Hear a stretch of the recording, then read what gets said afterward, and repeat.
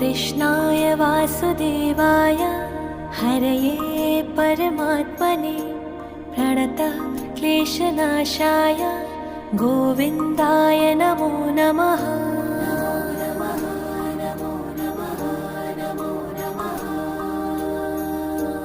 कृष्णाय वासुदेवाय हरये परमात्मने प्रणतः क्लेशनाशाय गोविन्दाय नमो नमः।